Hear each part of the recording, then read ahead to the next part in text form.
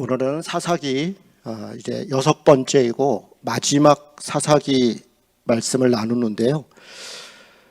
17장부터 21장 내용을 아마 말씀 묵상을 하신 분들은 또 오늘 17장 1절에서 13절까지 읽는 동안 또 같이 함께 읽으면서 도대체 이게 무슨 말인가? 이 뭐 하는 사람들인가? 그러니까 17, 18장도 그렇고요. 19장부터 21장은 뭐 더 하죠. 도대체 이게 무슨 상황인가? 우리가 분명히 아멘은 했죠. 말씀을 읽었으니까. 여호와께서 내게 복 주실 줄을 아노라 혹은 믿노라 이렇게 고백하고 13절이 끝나서 우리가 말씀을 읽는 입장에서 아멘 했는데 정말 이게 아멘 해도 되는 말씀인가 싶을 정도로 내용이 내용 파악도 좀 쉽지 않지만 무슨 얘기를 하는지도 애매하고 또 알고 나면 더 끔찍하고 이런 말씀이 17장에서 21장의 말씀입니다. 사사기를 다시 한번 전체적으로 구조를 보면요, 크게 세 덩어리로 되어 있다 이렇게 첫 설교 때 소개해 드렸었습니다. 1장에서 3장 6절에는 군사적으로 실패한 이야기가 처음에 나왔죠. 그때 그 군사적 실패는 쫓아내라고 했던 이방인들을 쫓아내지 못했던 것들입니다. 그래서 어떻게 됐습니까? 혼합이 됐다는 거죠. 동조하고 동화되었더라. 함께 살았더라. 그러니까 함께라는 말이 굉장히 좋은 말이지만 이때 당시에 함께는 야합되고 다른 방식의 삶을 그냥 무비판적으로 따라갔더라. 그런 이야기인 거죠. 그리고 도덕적으로도 실패했다. 도덕적으로 실패했다는 건 영적으로 실패했다는 거죠. 자녀들에게 신앙이 전수되지 않았다. 여호수아와 장로들이 살아있는 동안만 마치 하나님을 열심히 섬겼던 것처럼 그렇게 이야기가 됩니다. 그리고 중간에 3장 7절에서 16장까지 우리가 그동안 좀 살펴봤던 것은 12명의 사사들의 이야기가 있었습니다. 사사들의 이야기는 똑같은 패턴입니다. 하나님 앞에서 그들이 범죄했다. 그리고 하나님이 그 부르짖음을 들으셨다. 그리고 사사를 택하셨다. 그리고 다시 구원해 주었더니 또 타락했더라. 이 일들이 계속 반복됐다는 겁니다. 무려 200여 년 동안, 길게 보면 300년 동안. 그리고 오늘 우리가 보려고 하는 17장에서 21장은 또다시 도덕적 실패와 군사적 실패 이야기가 두 개가 나옵니다. 도덕적 실패, 영적인 실패이죠. 그들이 왜 타락했고 어떤 면들이 부패했는가에 대한 이야기입니다. 그리고 마지막 이야기는 군사적 실패 이야기가 나오는데 이것은 내전입니다. 이스라엘 사람들이 외부의 적과 싸우는 게 아니라 자기 내부에 있는 베냐민 지파라고 하는 사실 가장 작은 지파입니다.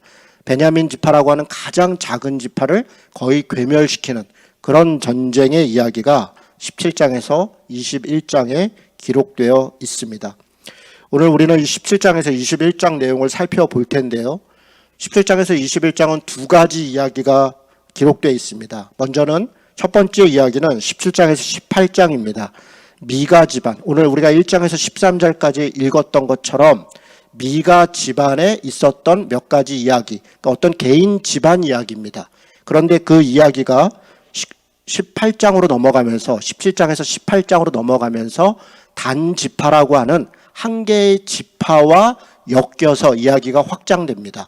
그렇게 미가 집안 이야기, 그리고 그것이 단지파라고 하는 하나의 지파 이야기로 확장되는 이야기, 이게 첫 번째 이야기입니다. 17장에서 18장입니다. 19장에서 21장은 어떤 레위인이 등장합니다. 그리고 그 레위인 가정에서 있었던 일이 그 일이 확장돼서 이스라엘 내부에 이스라엘 전체와 베냐민 지파가 전쟁을 벌이는 그런 이야기로 확장되는 이야기가 있습니다. 이렇게 두 가지 이야기가 오늘 기록되어 있습니다. 내용을 간략하게 한번 살펴보겠습니다. 첫 번째 이야기는 미가 집안 이야기입니다. 우리가 오늘 1절부터 13절까지 읽은 것처럼 17장 1절에 보면 이 미가라는 사람은 에브라임 산지에 있는 사람이다 이렇게 기록합니다. 산지라 그러면 그것이 그냥 삶의 터전입니다. 평지보다는 더 험한 곳입니다. 대개 돈 있고 힘 있는 사람들은 평지에 살았습니다. 산지에 산 사람들은 상대적으로 시골이고 상대적으로 밀려난 사람들이다. 그런 의미입니다. 그런데 이 에브라임 산지 미가에 사는 사람 집에 도둑이 들었습니다. 은 1,100을 누가 훔쳐갔다. 그래서 그 어머니가 돈을 잃어버렸으니까 뭐 화가 나서 만나는 사람마다 저주를 했습니다. 하여간 이 돈 가져간 놈 잡히기만 해봐라. 하나님이 심판하실 것이고 그리고 아주 사지를 찢어서 죽일 것이다. 이런 식으로 아주 저주하고 그리고 아주 극단적인 그렇게 이야기들을 쏟아냈었습니다. 그런 이야기들이 듣고 있다가 뜻밖의 일이 시작이 됩니다. 미가 그 아들입니다. 미가가 어머니한테 가서 어머니 그 제가 가져갔어요. 이렇게 이야기합니다. 아주 천연덕스럽게 얘기합니다. 그거 제가 가져갔어요. 그랬더니 그 어머니의 반응이 뜻밖입니다. 뭐라고 얘기합니까? 여호와 하나님이 너에게 복 주시길 원한다. 네가 가져갔구나. 이렇게 이야기합니다. 얼마를 가져갔나? 은 1,100을 가져갔다. 은 1,100이 얼마 정도 되는가?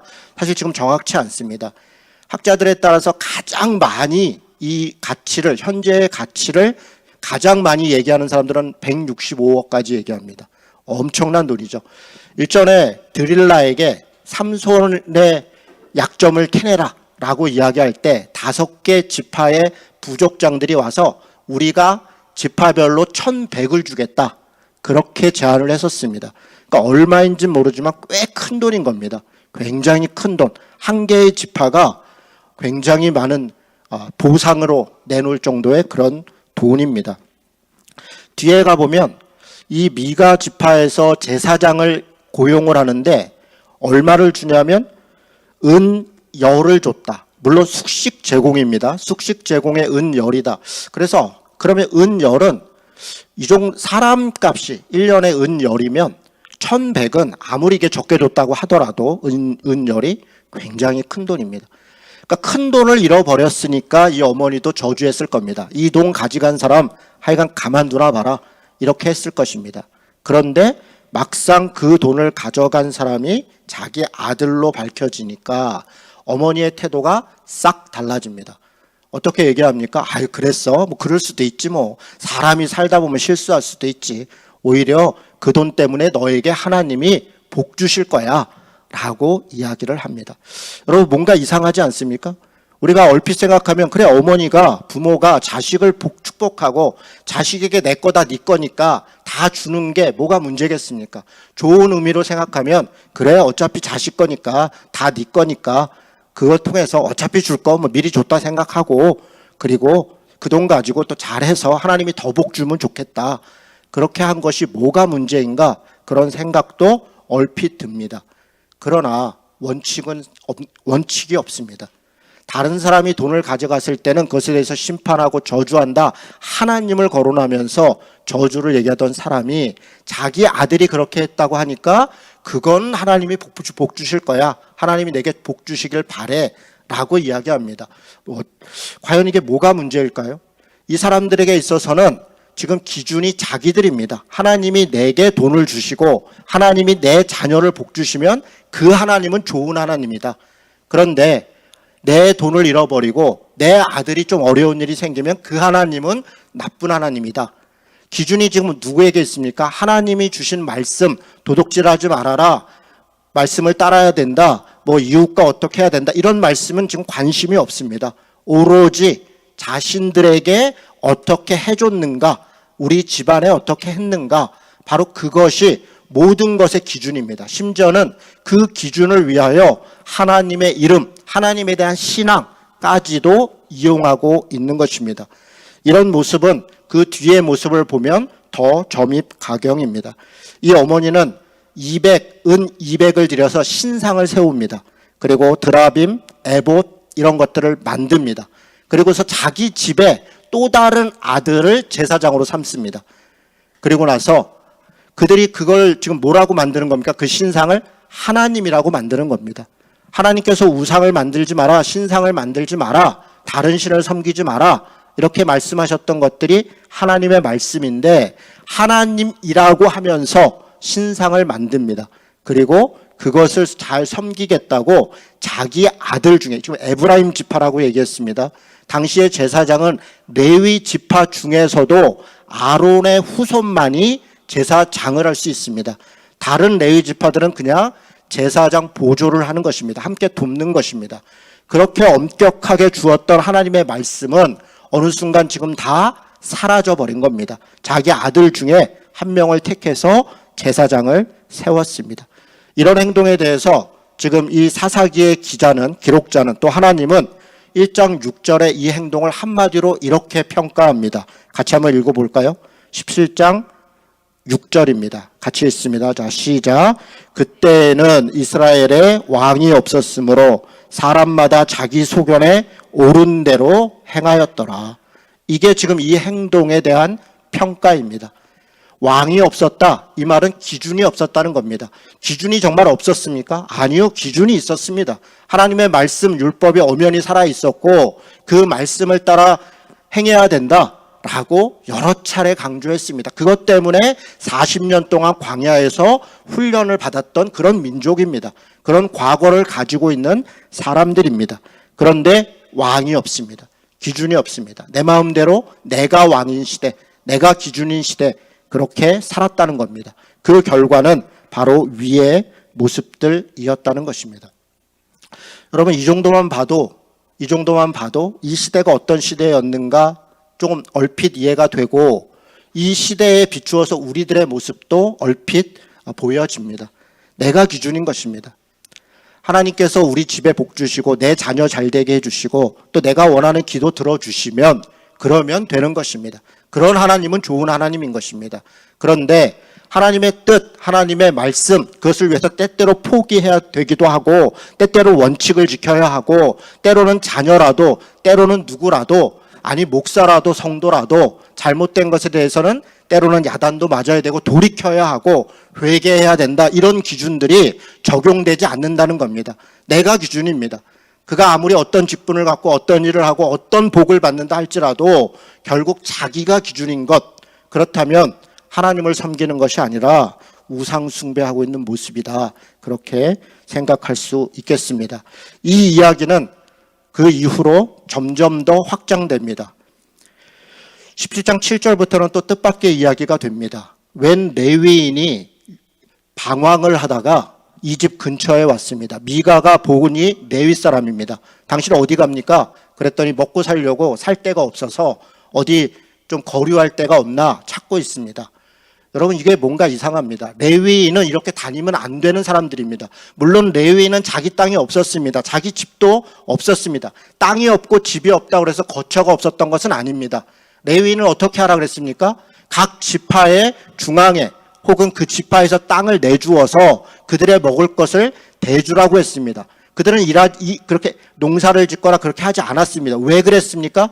농사를 짓고 생산수단을 하고 하는 만큼 그것보다 어쩌면 더 중요한 가장 근본적인 것이 레위인들이 맡아서 가르쳐야 할 율법이었기 때문에 그렇습니다. 그들이 각 지파로 흩어져서 각 지파에 하나님의 말씀을 가르치고 그리고 제사를 지내고 제사와 관련된 부수적인 일들을 누군가는 섬겨야 하는데 그것을 위해서 한 개의 지파를, 엄청난 일입니다.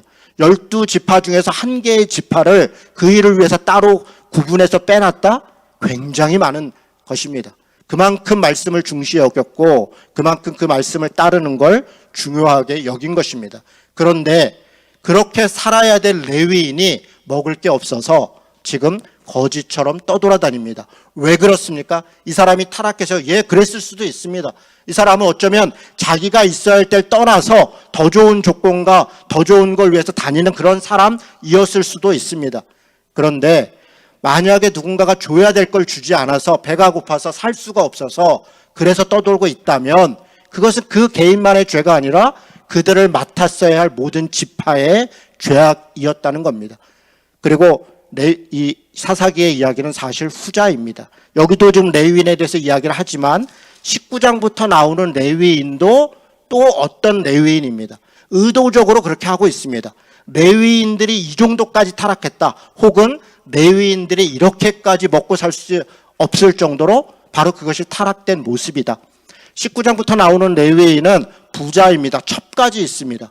레위인이 부자이고 돈독이 오르고 여자를 탐하고 이 자체가 이미 말씀을 맡은 자로서의 기본도 안 돼 있는 이게 가능한 시대였다는 겁니다. 앞의 이야기는 그가 당연히 먹고 살아야 될 그 기본적인 생존조차도 보장되지 못했던 시대였다는 것입니다. 그들이 레위인이었다라고 하는 것이 비극의 시작입니다. 이런 비극의 상황을 이 돈이 있는 미갓집은 이용합니다. 뭐라고 얘기합니까? 당신 우리 집에 제사장으로 내가 고용할게. 좋은 조건으로 줄게. 숙식 제공해주고 은십 줄게. 그러니 나의 제사장이 되어서 우리 집에 하나님 신상도 있어. 에봇도 있어. 드라빔도 있어. 다 있으니까 당신이 와서 우리를 위해 축복해달라. 이 사람이 제사장을 고용했던 목적은 13절에 아주 정확하게 나옵니다. 뭐라고 얘기합니까? 여호와께서 내게 복 주실 줄을 아노라. 이 사람은 계속 이야기할 때 이 레위인한테 뭐라고 얘기하냐면 당신이 나의 제사장이 되자. 나의 제사장. 하나님의 제사장이 되어서 우리 가족을 위해서 우리 지파를 위해서 일해달라 이렇게 이야기하는 게 아닙니다. 내 제사장이 되달라. 지금 계속적으로 반복해서 그렇게 이야기하고 있습니다. 은십이라고 하는 숫자가 얼마인지 정확치 않습니다. 그런데 신약 성경에 보면 예수님을 유다가 팔 때 은 30에 팔았다. 이렇게 되어 있습니다. 그리고 아브라함 때도 노예의 가격을 은 30이다. 이렇게 이야기를 했습니다. 그래서 은 30 그러면 정당하게 줬나 보다. 아니요. 노예가 은 30이었다고 말씀드렸습니다. 예수님을 팔았던 유다가 은 30이 큰 돈이어서 그랬던 것이 아닙니다. 그것은 일종의 상징적인 돈이었습니다. 은 10세켈이라고 하는데 지금 돈으로 하면 글쎄요. 얼마 정도 될까요? 이게 은 10 그러면 몇 천만 원 그렇지 않습니다. 그러니까 사람에 따라 다른데 적게 보는 사람들은 몇십만 원 보고요. 많게 보는 사람들은 몇백만 원 정도 봅니다. 이 정도가 은 10입니다. 자, 그러면 1년 동안 옷 한 벌 주고 먹을 거 주고 잠 재워주고 옷 한 벌 줬다는 겁니다. 옷 한 벌 줬다는 겁니다. 그리고 내가 먹을 거 주고 재워줄게. 그리고 은십 줄게. 이것은 굉장히 낮은 가격으로 이 사람을 고용했다는 겁니다.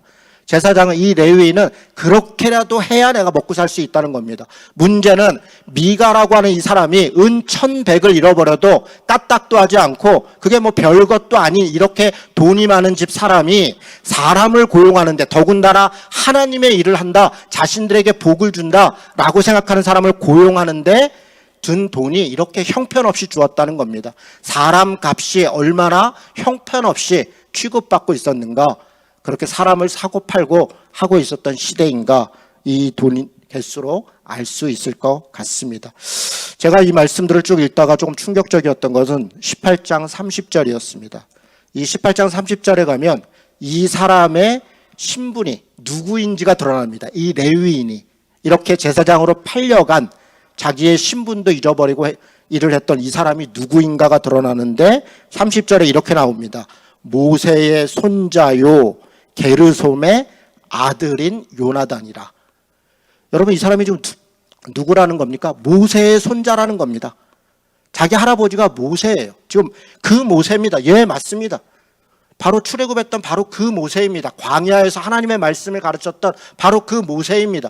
자기 집의 자녀들을 얼마나 더 그 말씀으로 가르치려고 누구보다 더 노력했겠습니까? 그런데 불과 한 세대가 지나가서 게르솜 바로 그 아들 손자 때 그 손자가 모세의 손자조차도 먹을 게 없어서 떠돌아다녀야 되는 시대, 또 모세의 손자조차도 아론의 자손만이 해야 될 제사장을 자기가 해야 되는 이렇게 타락한 시대. 여러분, 양쪽 다 말이 되지 않습니까? 모세의 손자조차도 먹을 게 없는 시대, 또 모세의 손자조차도 하나님의 말씀을 따르지 않는 시대. 지금 상징적으로 이야기하고 있는 것입니다. 바로 그것이 사사시대였다 이야기를 합니다. 첫 번째 이야기는 단지파 이야기로 확장됩니다. 단지파입니다.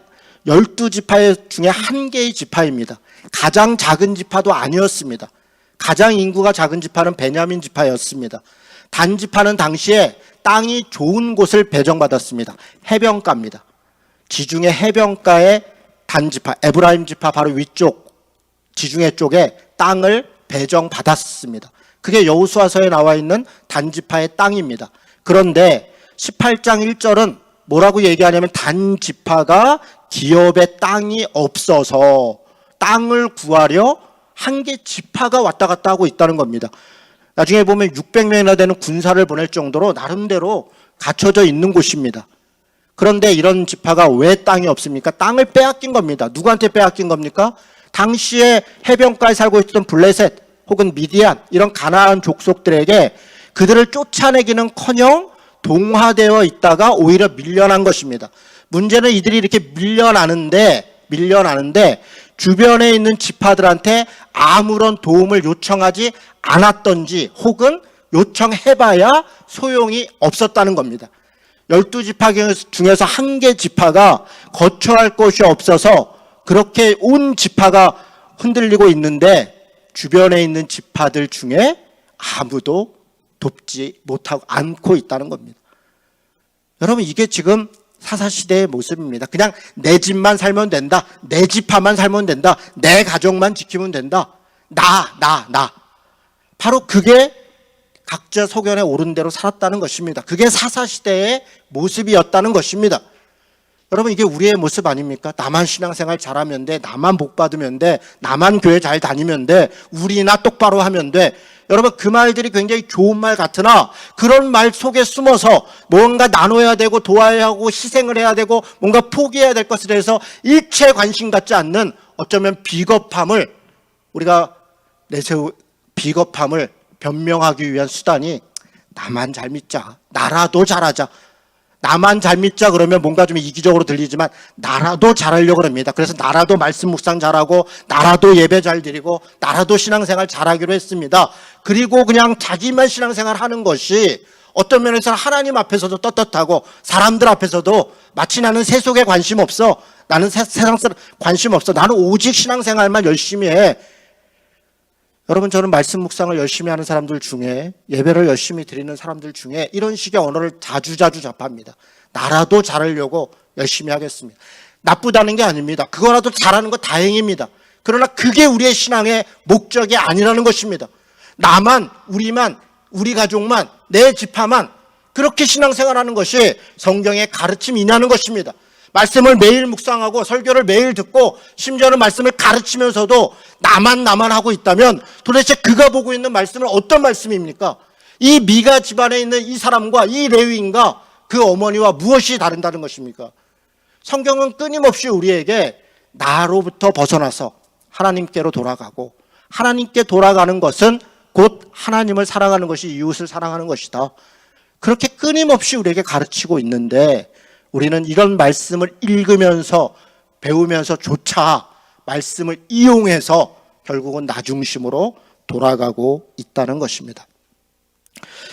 단지파는 이렇게 방황하다가 저 북쪽 끝에 헐몬산 밑에 라기스라고 하는 곳에 그 땅을 빼앗아서 거기로 집단 이주를 합니다. 그런데 집단 이주하고 올라가는 길에 에브라임 지파의 산지를 지나가거든요. 지나가다가 이 집에 제사장이 있는 것을 보고는 그 제사장을 납치를 합니다. 여러분, 이게 참 비극적인 얘기입니다. 단지파에도 원래 레위인들이 있었습니다. 다 어디 간 겁니까? 다 쫓겨나고 없어진 겁니다. 제사장을 세울 만한 레위인 한 사람이 없어서 남이 집에 지금 개인 제사장을 하고 있는 사람을 납치를 해서 그를 협박을 해서 네가 이 집에서 제사장 하는 게 좋겠냐? 우리 전체를 위해서 하는 게 좋겠냐? 네가 결정해라. 똑바로 결정해. 안 그러면 죽어. 600명의 군사를 동원해서 협박을 하면서 그 제사장을 납치해 갑니다. 그리고 이 제사장은 홀라당 그를 또 따라갑니다.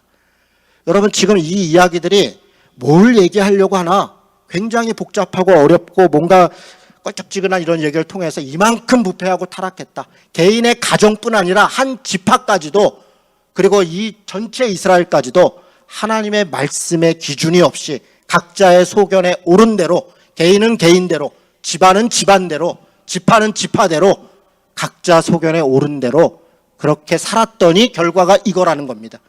하나님의 말씀을 따라 살지 않는 결과가 이거다. 이렇게 이야기하고 있는 겁니다.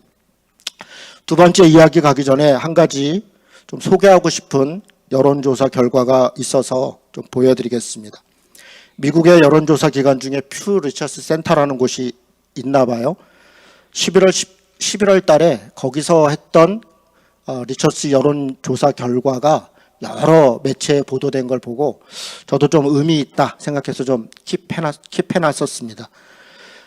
17개 나라에 19,000명을 조사를 했답니다. 질문은 이겁니다. 삶을 의미 있게 하는 게 무엇이냐? 당신의 삶을 의미 있게 하는 게 뭐냐? 여러 대답이 나왔는데 그 대답을 다 정리해 보니 이렇게 18개 정도로 나왔다고 합니다.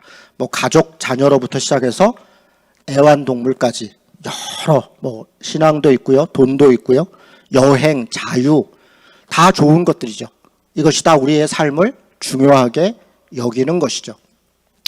여러분 한번 보십시오. 여러분은 이 18가지 중에서 어떤 게 여러분의 삶을 의미 있게 합니까? 여러분의 삶에서 가장 중요한 게 우선순위로 생각하는 것들은 뭡니까? 청소년들에게는 친구가 확실히 중요하겠죠? 네, 물론 돈도 중요합니다. 자유도 중요하고 취미도 중요하고 또 각각의 상황에 따라서 어떤 상황에서는 이게 더 중요하고 어떤 때는 이게 좀 더 필요하고 그럴 수 있을 것입니다. 우리나라 사람들의 결과는 1위가 물질입니다. 돈. 62%가 1위로 돈을 택했다고 합니다. 1위로 돈을 택한 나라는 17개 중에서 딱 3개 나라였다고 합니다. 그 중에 우리나라가 가장 높은 순위입니다. 돈을 택한 가장 높은 순위. 스페인은 건강, 대만은 사회를 택했다고 합니다. 신앙과 종교를 택한 나라는 1위로 택한 나라는 없습니다. 5위 안에 드는 나라도 없습니다. 가장 많이 선택한 나라가 미국인데 15%를 택했다고 합니다. 미국은 굉장히 신앙적인 나라인가 보다. 저는 그래서 더 슬픕니다. 미국이 지금 돌아가고 있는 시스템이나 그들이 가지고 있는 가치나 또 그런 것들이 신앙을 가장 많이 선택하는 사람들인데 지금 그 모습이 정말 신앙적인 모습인가 라고 생각할 때 그래서 좀 아쉽습니다. 물론 택하지 않은 것보다 나을 수도 있겠죠. 한국에서 신앙과 종교는 딱 1%가 선택을 했다고 합니다.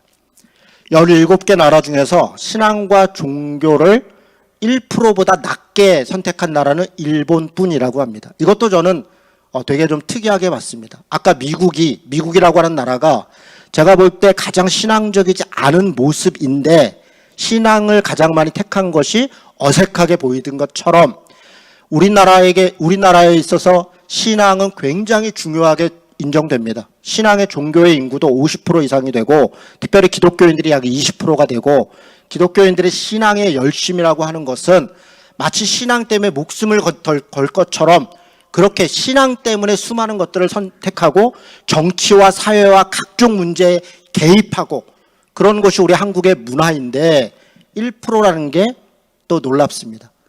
일본도 놀랍습니다. 일본은 우리보다 훨씬 더 신앙적인 국가입니다. 10,000개가 넘는 여러 신들을 섬기고 있고 수많은 종교를 가지고 있는 일본이 자기 신앙이 자기 삶에 있어서 굉장히 의미가 있다는 것을 1%도 선택하지 않았다. 이거 다 복수 선택했습니다. 하나만 선택한 게 아니에요. 라고 한다면 과연 그들이 갖고 있는 신앙은 삶에 어떤 의미를 주고 있는가를 돌아보게 하는 것 같습니다. 저는 우리나라가 물질과 돈을 62%나 1위로 선택했다는 것은 심각하게 받아들여야 된다고 생각합니다. 제가 물질과 돈이 필요 없다라고 생각하는 것이 전혀 아닙니다. 물질과 돈은 당연히 필요합니다. 그러나 그것이 우리의 삶을 가장 의미 있게 하는 것 중에 우리가 선택한 중에 있어야 된다고 한다면 과연 정말 이것이 맞는 것인가? 저는 한 번쯤 우리가 회의해야 된다 생각합니다. 이런 우리의 가치가 우리 아이들에게 전수되어져서 돈 2억을 훔치더라도 내가 감옥에 2년, 돈을 한 2억쯤 훔쳐서 내가 감옥에 1년 정도 간다라도 난 그렇게 하겠다. 2억을 벌 수 있다면 난 감옥을 1년 가겠다. 그게 청소년 중에 70%가 그렇게 하겠다라고 답한 조사가 있습니다. 그들을 나무랄 것이 아니라 우리가 무엇을 가장 중요한 가치로 실제로 말했고 살았고 보여줬는가. 다시 우리의 거울이었다라고 생각이 됩니다. 미가 집안 이야기를 보면서 우리가 한탄합니다. 돈이 최고인 시대. 지금 미가 집안을 딱 한마디로 얘기하면 돈이 우상인 집안입니다. 돈이면 다 되는 것입니다. 돈이 곧 하나님인 것입니다. 그것이 복이고 그것을 위해서는 하나님조차도 이용하고 있는 것이 바로 이 미가 집인데 우리들의 모습과 정말 다른가 우리 자신을 좀 생각해 볼 필요가 있겠습니다. 두 번째 이야기로 가보겠습니다. 어떤 레위인이 나옵니다. 어떤 레위인. 그런데 참 안타까운 게 이 사람은 에브라임 산지의 구석에 살고 있어요. 그는 아주 더 시골에 살고 있다는 것입니다. 이렇게 시골에 살고 있는 레위인, 그러면 우리는 어떤 기대를 갖습니까? 마치 삼손의 아버지였던 마노아처럼, 혹은 하나님께서 사무엘을 택했을 때 그 사무엘의 부모들처럼 다 산지 시골에 있었던 사람들이거든요. 뭔가 순수할 것이다. 그래도 그곳에는 뭔가 근본적인 것, 그래도 원칙적인 게 남아있을 것이다. 사람다움이 있을 것이다. 이런 기대를 하는 것 아닙니까? 그런데 이 시대는 시골의 구석에 있는 레위인조차도 타락했더라. 이게 지금 이 시대를 한마디로 이야기하고 있는 것입니다. 이 레위인이 자기 첩을 데리러 갈 때 하인을 데려갑니다. 나귀를 2마리 데려갑니다. 레위인이 하인을 뒀다? 이 자체가 벌써 모순입니다. 돈이 있다는 것입니다. 사람을 고용했다는 것입니다. 당시에 레위인은 사람을 고용하면 안 됩니다. 그들 스스로가 섬겨야 되는 사람들입니다. 그런데 누군가를 고용했다? 말이 안 되는 얘기입니다. 더군다나 첩을 두었다? 더 말도 안 되는 겁니다. 그리고 그가 그 첩이 또 행음을 했다? 그러니까 이야기 자체가 1절, 2절만 읽어봐도 벌써 정말 이게 뭐 하는 거냐, 이런 상황입니다. 자, 그런데 지금 우리 시대에 어떻습니까? 제가 목사가 레위인이다 전혀 생각하지 않습니다. 우리 모두가 다 레위인입니다. 제사장이라는 것입니다. 그러나 목사는 특별히 하나님 앞에 말씀을 가르치는 직분자로 부름받았다면 레위인보다 혹은 나실인보다 어떤 면에서는 더 분명하고 원칙적으로 검소함과 삶의 방향을 갖고 살아야 되는 존재입니다. 제가 목사가 될 때 전도사를 하다가 목사가 되니까요, 저희 형이 저보다 먼저 목사가 되니 제가 농담으로 이렇게 얘기했어요. 앞으로 내가 전도 좀 안 해도 되겠다. 전도사에서 목사가 되니까. 그때 우리 형이 뭐라고 그러냐면 이제는 목 내놔야지 그러더라고요. 제가 그 말이 농담 같은 말이지만 참 그렇구나. 그래. 지금은 내 전 존재를 다 들여서 살아야 되는, 이제는 강을 건너는 거구나. 목사로 내가 안수받는다는 것은 그만한 삶의 책임을 져야 되는구나. 그런 다짐이 있었습니다. 자, 그리고 우리가 목회자가 된다는 사람들이 다 그런 다짐을 기대합니다. 본인들도 그렇고 다른 사람도 그렇고 다 그렇게 기대합니다. 그런데 우리 시대에 목사가 재정을 횡령했다, 목사가 성범죄를 했다, 너무나 많아서 마치 어떤 레위인이 이렇게 부자였더라, 어떤 레위인이 첩을 두는데 그 첩도 행음을 했더라, 바로 이 사사기 19장 1절에서 2절 내용을 그냥 그대로 반복하고 있지 않습니까? 지금 우리 시대의 우리 한국 교회에서 이 부끄러운 것입니다. 이 이야기를 지금 어떻게 이런 시대가 있어? 어떻게 이래? 이런 시대 어떻게 이래? 그것이 바로 우리 시대입니다. 우리들의 모습입니다.